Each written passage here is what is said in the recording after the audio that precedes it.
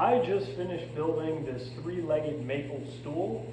This stool is designed by a guy named Tage Frid, who is a Danish-born woodworker. He's considered to be one of the best woodworking teachers of all times. He wrote several books on woodworking, and I got this design from his book, Tage Frid Teaches Woodworking, Book 3, Furniture Making. I followed his drawings and his instructions step by step, and I was able to build this stool. I enjoyed building it, I learned a lot, and I decided to put together a video, so hopefully you do too. Here I am plotting out which sections of the board are going to give me which pieces, and I'm paying attention to the grain pattern and the actual area on the board, both for aesthetic purposes and structural purposes. And once I've plotted them all out, it just becomes a matter of milling them. So I'm making my rough cuts first, then I head to the jointer to flatten and square everything, and then to the planer to get the right thickness. So your basic milling process, don't show all of it because that would be a little tedious to watch. But I'm just taking my time to make sure I have all of the pieces I will need. Here's the top portion of the stool. It's comprised of three basic components. Interesting design. The seat is curved on the top and on the bottom. It's also oval shaped. The seat extension and the backrest meet in an angled dovetail, and the seat extension and the seat in a mortise and tenon. So here I'm making the tenon for the seat extension. I chose to do it with the dado stack on the table saw. There are a number of ways to do it, but I like this method. I'm really taking my time with it. I'm sneaking up on the cuts, so I'm not taking too much away with each pass, and I'm really making sure that I have the tenon cut to the right shape. Now I'm at the drill press creating the mortise or the hole for the legs, simply by tilting the table to the right angle. Here I am marking the locations for the seat mortises and following the drawings that Tage Frid lays out in his book. You'll notice that the piece is still flat and square, which makes it much easier to draw accurate layout lines. At the drill press now, I'm creating the mortises that I just laid out. I'm tilting the drill press and using a jig to help me prop up the seat. This gives me the compound angle I need. Tage Frid outlines how to build the jig in his book. It's quite simple. Before I drill each mortise, I'm making sure that it is going in the right direction. That would be an unwelcome surprise if it wasn't. Now I'm creating the mortise to accept the seat extension tenon. I'm doing this by first hogging out most of the material at the drill press, making sure that everything's square. I've set the depth. I'm just trying to get rid of as much material as possible. Then I have to clean it up with a chisel to make sure it's nice and square. I'm also making sure that it's flat on the bottom, and that I'm at the right depth. I'm using very sharp chisels here, which makes the process much easier. Here I'm cutting the curves and the shape on the seat. The order is important. So first I cut the curves on the top and the bottom, and then I tape those offcuts back on. This gives me a nice flat surface, which will allow me to cut the oval shape safely. You can use this method to make cabriole legs as well, but it just ensures that you're doing it safely and that you get nice, clean cuts. Next, I create the backrest handle. I do this while my piece is still flat and square, and I start with good layout lines to guide me. At the drill press, I establish the outer edges, which gives me a nice curve and boundary. With a plunge router and a spiral upcut bit, I cut through the rest. The upcut bit gives me a nice clean cut. as I gradually increase the depth of the bit. I also make sure to route from both sides so that I eliminate tear out when I punch all the way through. I'm using a piece of MDF plywood clamped down to act as a guide for my router. When I reach the correct depth, the piece simply pops out. I finished the handle using a drum sander at the drill press. This allows me to cut that oval shape and fine tune it. The backrest and the seat extension meet at an angle, and the crosscut sled on the table saw makes it very easy to cut that accurately. I cut the dovetails next. I will say that I am no expert on dovetails, but I followed the method that Tage Frid outlines in his book. I also watched a video that Tim Russo at the Center for Furniture Craftsmanship made, and I will link that resource in the end because I found it very helpful.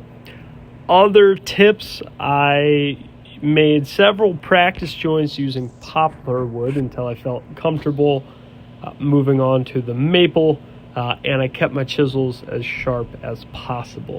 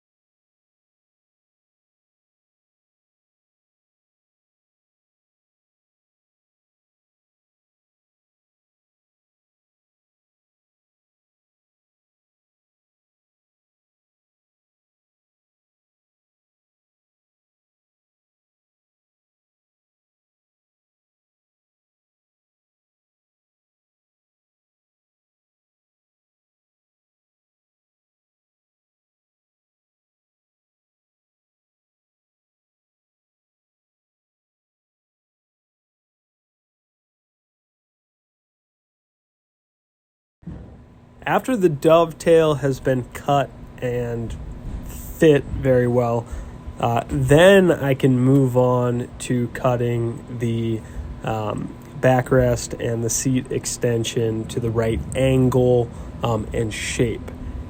It's very important that I get the dovetail fit first and then move on to cutting the angles and the shape, because that allows me to have a nice flat square surface while I'm fitting the dovetails. If I'd cut the angles and the shape first, then I'd have a really rocky surface while I'm trying to make those dovetail joints, and it'd just be much trickier, and I'd probably end up breaking or splintering the wood. The order in which you cut this is also important. You'll notice that I'm cutting the slope of the backrest first because I have flat edges to work with. Then I'm cutting the tapers on the edges. If I did it the other way around, I'd have a rocky surface. Here I am cleaning those saw cuts up with the block plane. Very satisfying part of the project is you get to use a lot of hand tools. One thing to note here is that I'm using the offcut of the backrest to help me hold the piece in the vise. The complementary angle ensures that the vise doesn't bend and you get nice purchase to hold it tightly. I don't show it on camera, but I did a lot of shaping and refining of the seat before I moved on to the next step. Here I'm gluing the seat extension to the seat with that mortise and tenon joint. It's actually very easy to do as long as the joint fits well.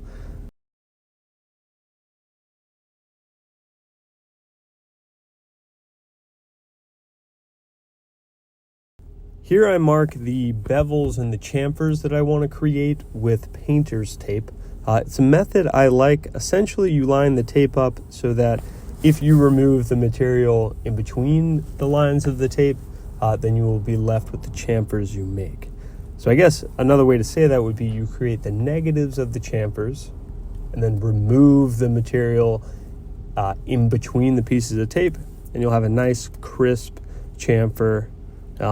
I like it because it's highly visual, it's easy to see, and the tape will let you know if you go too far because it'll start showing up on your block plane or whatever tool you're using. And here I am marking the bevels for the front edge of the seat. Just a little trick, I guess, with a couple clamps and a bendable straight edge allows me to get a fair curve and refine it as I need, so I have some good guidelines when I go to shape it. I'm using another offcut here to help me hold this in the vise. It's worth keeping all of your offcuts throughout the entire project. Here I am gluing the backrest to the seat extension. This is the dovetail joint. It's a very simple glue up. You can see that I've clamped MDF plywood down to the table to help me hold the pieces at the correct angle.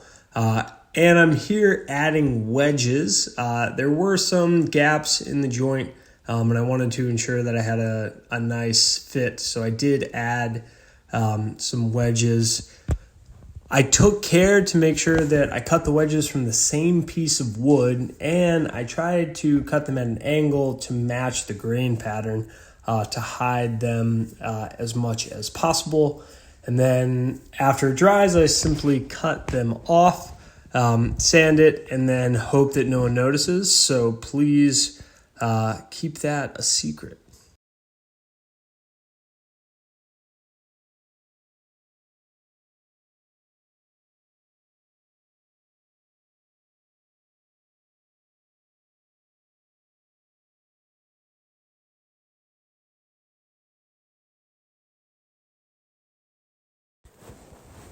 The first step in creating the legs is to make the tenon on top. I did this with a plug cutter at the drill press, and I clamped a large square block to the table and then secured my leg to that and made sure that it was straight up and down, it was supported from underneath, and then it was dead center. Once I had all of that set up, I could just set the depth on the plug cutter and create my tenons. The next step is at the table saw with the crosscut sled. You actually have to cut away the excess to reveal the tenon that you cut with the plug cutter.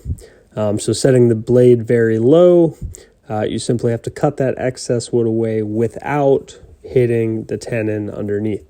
So you just got to be careful, make sure the depth is right, and then do any final cutting with a handsaw there for more delicate work. And if you've set the depth right and centered your plug cutter, you'll have a nice tenon there.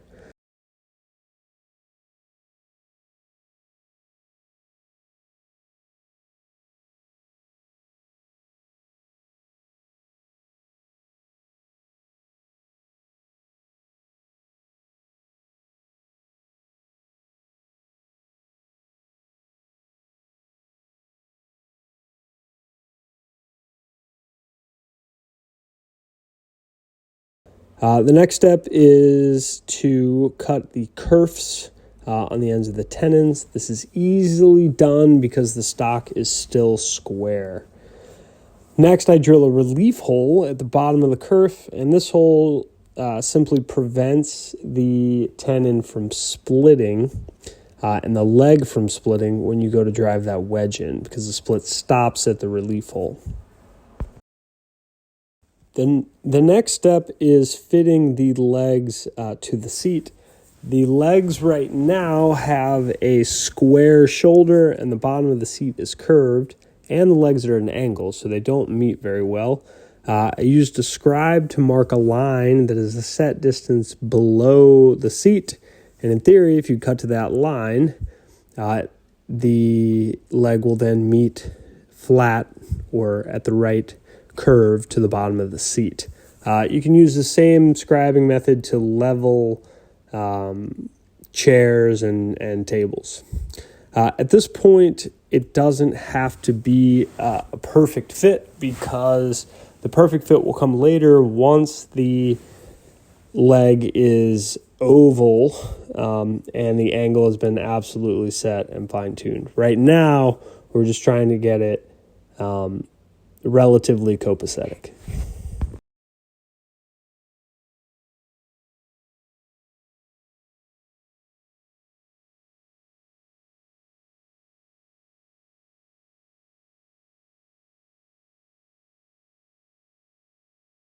The next step is to do a bunch of measuring and marking and angle finding.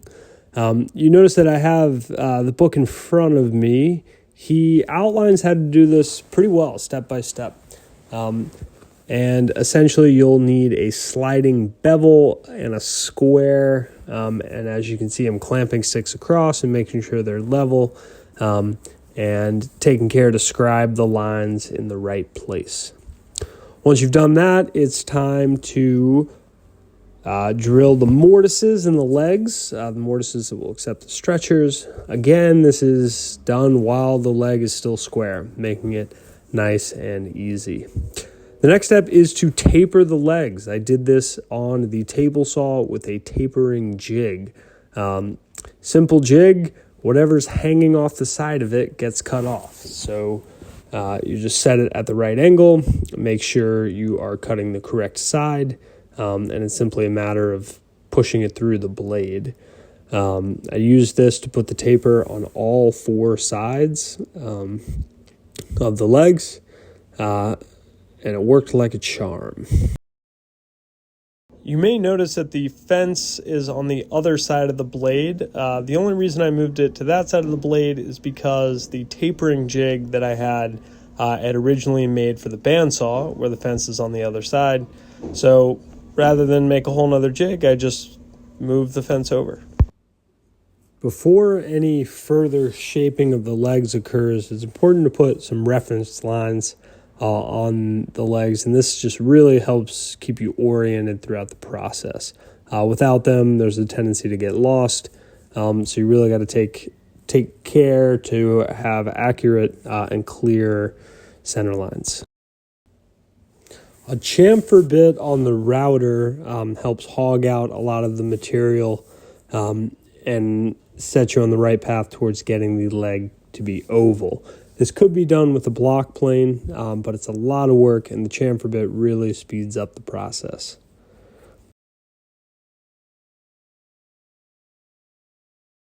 After the routing has been done, the next step is to make the leg completely oval. I did this with a block plane. At the beginning, I created that jig to help hold the leg in place, but I found that this simple setup here worked the best. I just used bench dogs to put a little piece of MDF down, and I was able to anchor the leg against it. And it was really helpful because I could twist the leg and I could move the leg quickly. And I found it to be very stable as long as I kept the block plane sharp. So it was a really good method. Now that the legs have been tapered and ovaled, it's time to scribe the final fit. I use the same process. I use the same tool. It's just a block with a pencil in it. And I'm really taking my time with this. You see I've got a stabilizing temporary stretcher in place. And then at this point, I'm being very careful to get the fit as copacetic as possible. So wrapping around the line with the Japanese saw, and then I was just able to chisel away the cuts that I had made. I also needed to make some refining cuts with the chisel by pairing, and a slicing cut really did the trick here. You just got to be careful. It's tough to tell from the angle, but the chisel force is directed well up and away from my finger there. But this will get you a good fit if you just take your time.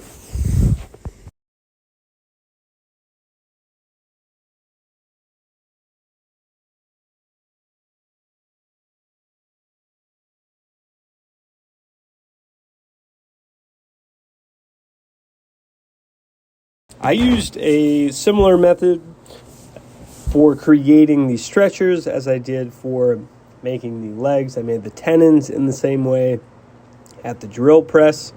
I freed the tenons using a pole saw again. They were just a bit small for the table saw, and I could do it well enough with just the pole saw. I also chose to cut the kerfs with a hand saw. I wanted a slightly smaller, or I guess less wide kerf in the tenon, and the pole saw allowed me to do that. It was also enjoyable to use hand tools when applicable. I drilled the same relief holes at the bottom of the kerf. I'm not entirely sure they're 100% necessary, but I will say that I've always drilled relief holes and I've never had a leg split, so I'm certainly going to keep doing it. The mortises in the center of the tenons are a lot easier to drill because there's no compound angle on them. Then I cut the tapers at the band saw rather than at the table saw, again, just because the pieces were a lot smaller. As you can see, I have reference lines all over the stretcher there. Helps you stay oriented. You have to make the oval profile on these as well. Block plane did the trick. There's some fine tuning you have to do at the end, and I found that a spoke shave was very helpful in doing that, in making that transition from the stretcher into the tenon, trying to make that nice and smooth.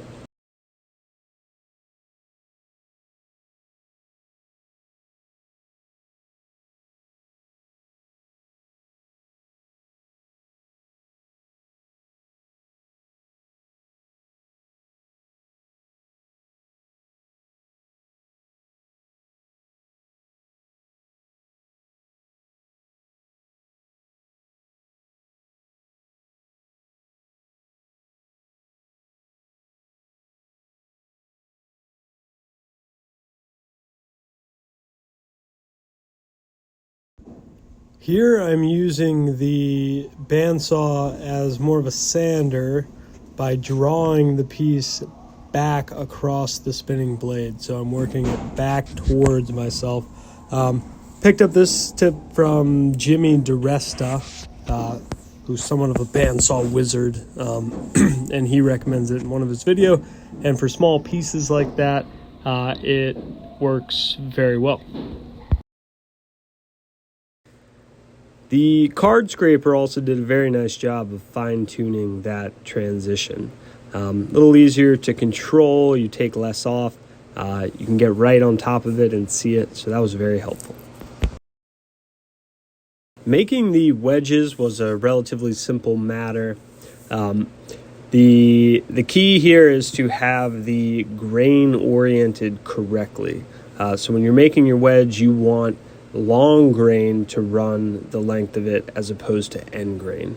If you have end grain, the wedge tends to crumble when you put it in, and it's not nearly as strong or easy to work with. So make sure your grain is going the right way. Tim Russo at the Center for Furniture Craftsmanship put out a great video on how to make wedges. I followed that method, and I used the sleds and jigs that he used as well. Here I'm using a piece of Luan plywood to give me zero clearance on that bandsaw blade. The wedges I'm using are very small, and they have a tendency to fall right next to the blade, to the underside of the table, and that can jam things up, and you lose them, and they can go everywhere. So I found that just using that piece of Luan plywood is a very simple way to give yourself that zero clearance so that you can cut those small wedges without any danger of them being trapped or flung around or broken. The final glue up was quite exciting because everything comes together at once. No clamps are necessary for this process because the wedges keep everything in place. I did a bunch of dry runs and laid out everything in a way that I thought made sense and practiced putting it all together beforehand. And the reason I did this is because as soon as you apply glue to the tenons start to swell up. And that can make fitting them in the mortises really tricky, especially when you're fitting so many pieces together and you might have to make adjustments. In his book, Tage Frid actually recommends baking the legs in the oven to draw out some of that moisture and shrink the tenon. And then as the moisture re-enters the tenon, it swells back up to make a tight-fitting joint. I could not bring myself to bake the legs that I had made, so I just used Titebond 2, which has a longer setup time, and made sure that I had a plan going into it, so I knew exactly how I was going to put it together. Another note to make is the wedge position. So when you drive your wedges in, they need to be going against the grain, so perpendicular to the way the grain runs. And that way, when you drive your wedge, it doesn't split the leg or the stretcher along the grain. And please forgive this slow-mo triumph shot. I couldn't help myself. It was a super exciting moment to see it all come together. I left the tenons over long, so after the glue is dried, you have to trim them flush. I used a flush cut saw for this. That worked very well. And then it's just a matter of sanding them smooth so that they blend in.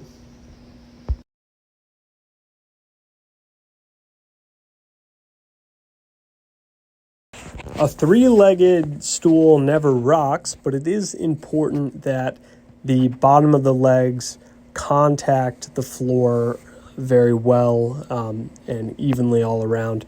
So I used a scribing technique on the flattest surface in the shop, which is my table saw. Essentially, you mark a line around the entire leg, all three legs, that is the same distance above the table. Then when you cut that line, in theory, it should fall flat to the table.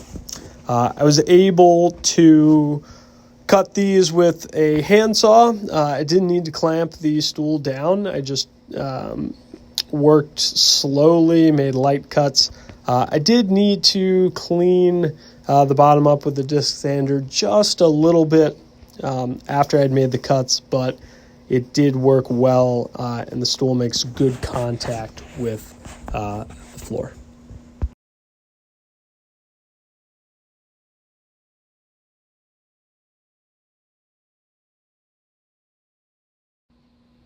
I sanded all of the pieces before I assembled them, but inevitably during the assembly you get some glue dripping or you scuff up the stool a little bit, so I just had to do a little bit of spot sanding before I applied the finish.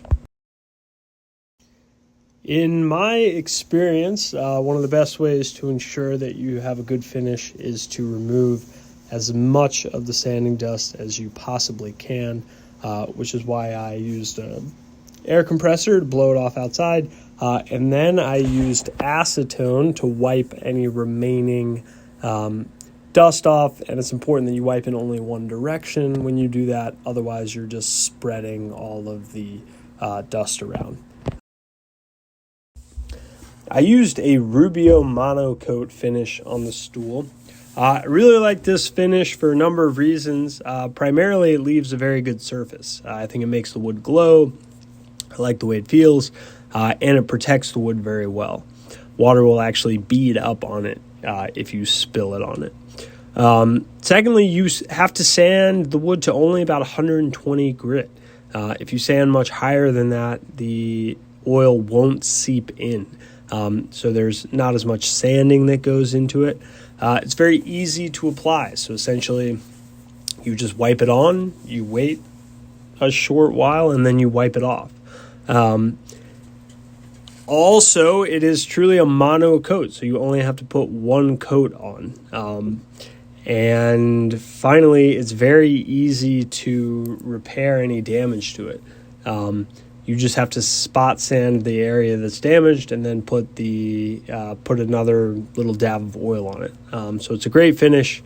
I use it on a lot of my projects, and I highly recommend it.